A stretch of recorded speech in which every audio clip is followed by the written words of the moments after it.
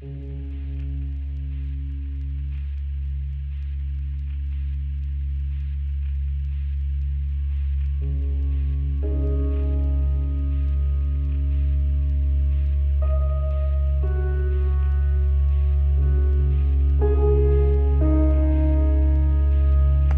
we're going to take you on a trip to the Department of La Paz, the municipality of Huacaquito.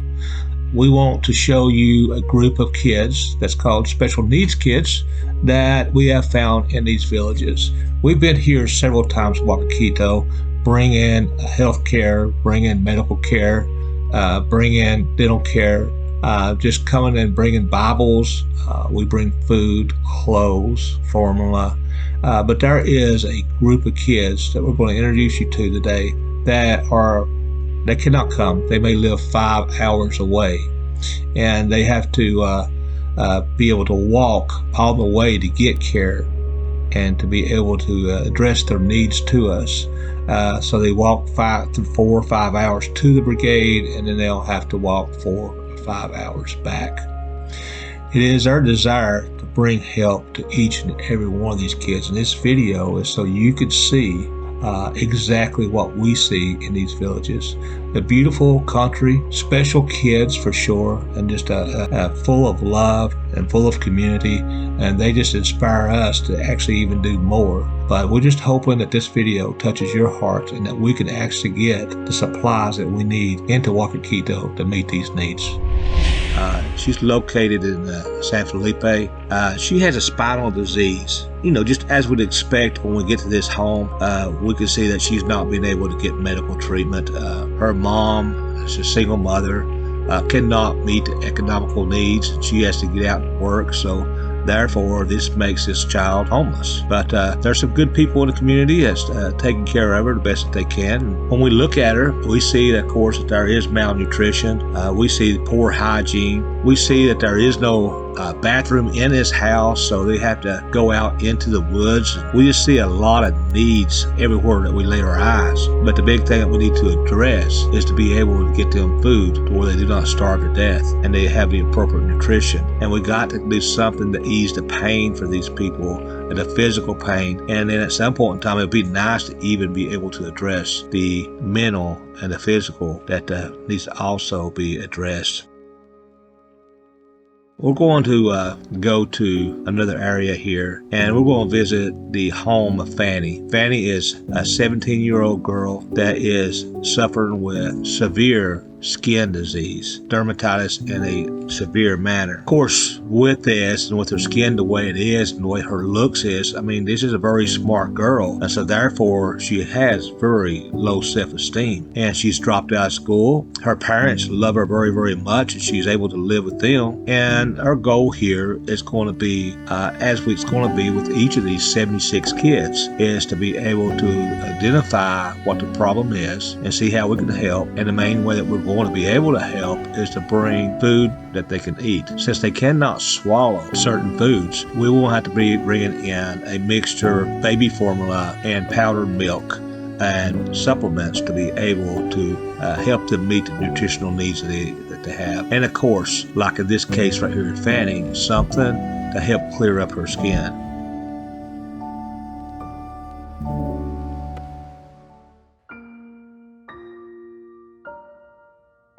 The third child that we're going to see is 4-year-old Lucy. She is born with a hydrocephalus. She's just a sweet little girl, just full of love and dreams. Lives with her mom and her grandparents. They are good working, hard-working people trying to do the best that they can to take care of Lucy.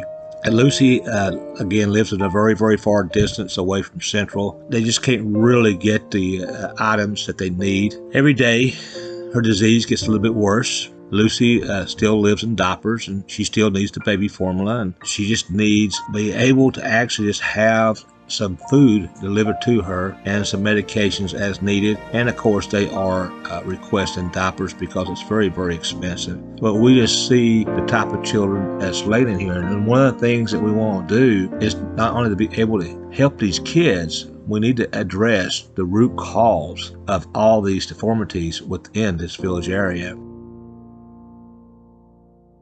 Now we're going to take you to another area. And this is Rosa. Rosa is 16 years old, but she has the mind of a little baby girl. It's total paralysis here, and there's nothing that Rosa could do for herself. And as all of them is born with this terrible disease, she lives with her parents, all who are engaged in agriculture and just farming the land. And of course, she also is going to have baby formula, and she's going to have supplements just to be able to stay alive. She'll be in diapers for the rest of her life, and that is a struggle on the mom and dads that's already living in extreme poverty.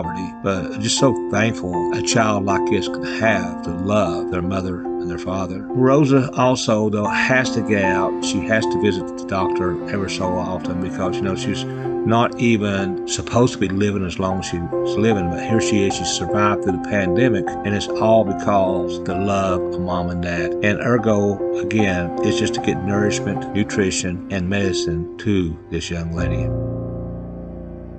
The last person we're going to talk about is Karen. Karen's a very charismatic little girl. She's just full of life, full of energy, and just a loving one. And she also suffers from hydrocephalus. With that said, they told her that she wasn't even going to live for 2 years. But again, love has overcome. The pandemic did not allow them to go get any medicine, no baby formula, no nothing through this whole entire time. But however, she has survived. And she's a very intelligent girl. Speaks, writes, may become a writer one day. But however, her main need, again, is that she's going to live diapers, and she's going to need medicine, and she's going to need nutrition. And we want to do what we can. So we give you, once again, this presentation where you can see the type of children we're talking about. And we have 76 of them. And we don't want a single one of them to die of starvation.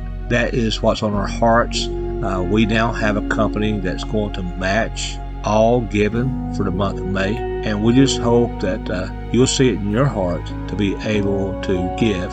A can of baby formula in Honduras is $25. And these people could supplement that out to last 2 weeks. So we're looking at a huge expense for 76 kids to be able to keep them alive. But however, we start somewhere and we watch a ministry grow. And so we're just trusting in God that He is going to provide. And like I say, we could make a can go for a long ways. You have to remember, the 2 cans that we took in for a lot of these kids before the pandemic saved their life through a pandemic. The cans didn't do it alone, but they supplemented with other milk and other areas of getting nutrition for these kids. But however, the formula is what really brought the nutrition, and it may only be a half a bottle per day, but it was exactly what God gave them and what they needed. Thanks again for listening to us, and just pray for us as we keep moving along through these villages and we keep seeing more and more needs.